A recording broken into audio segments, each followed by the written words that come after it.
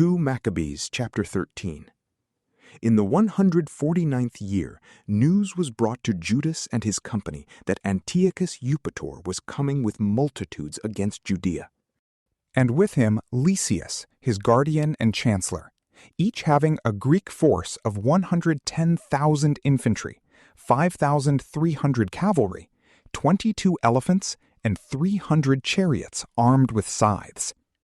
And Menelaus also joined himself with them, and with great hypocrisy encouraged Antiochus, not for the saving of his country, but because he thought that he would be set over the government. But the king of kings stirred up the anger of Antiochus against the wicked wretch. When Lysias informed him that this man was the cause of all the evils, the king commanded to bring him to Beroea and to put him to death in the way customary in that place.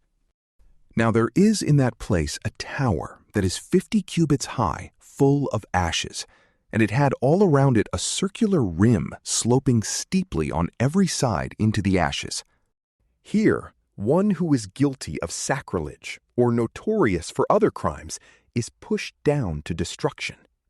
By such a fate, it happened that the breaker of the law, Menelaus, died, without obtaining so much as a grave in the earth, and that justly.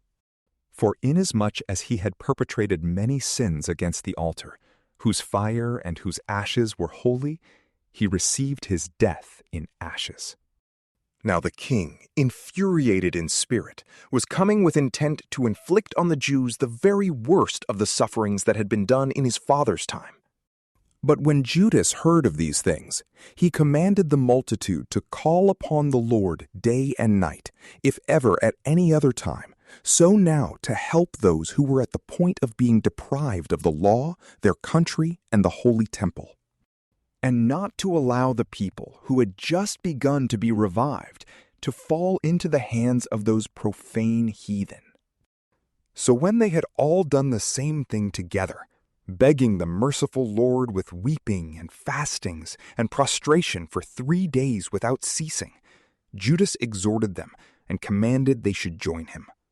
Having consulted privately with the elders, he resolved that before the king's army entered into Judea and made themselves masters of the city, they should go out and decide the matter by the help of God. And committing the decision to the Lord of the world, and exhorting those who were with him to contend nobly, even to death, for laws, temple, city, country, and way of life, he pitched his camp by Modin. He gave out to his men the watchword, "Victory is God's." With a chosen force of the bravest young men, he attacked by the king's pavilion by night, and killed of his army as many as 2,000 men, and brought down the leading elephant with him, who was in the tower on him. At last they filled the army with terror and alarm, and departed with good success. This had been accomplished when the day was just dawning, because of the Lord's protection that gave Judas help. But the king, having had a taste of the exceeding boldness of the Jews, made strategic attacks on their positions. And on a strong fortress of the Jews at Bethsura, he advanced, was turned back, failed, and was defeated.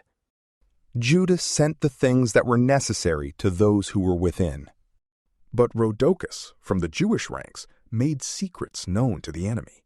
He was sought out, arrested, and shut up in prison.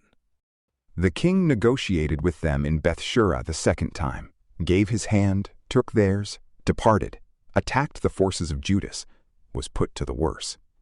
Heard that Philip, who had been left as chancellor in Antioch, had become reckless, was confounded, made to the Jews an overture of peace, submitted himself, and swore to acknowledge all their rights, came to terms with them, and offered sacrifice, honored the sanctuary and the place, showed kindness, and graciously received Maccabees, left Hegemonides governor, from Ptolemais even to the Gerenians, and came to Ptolemais.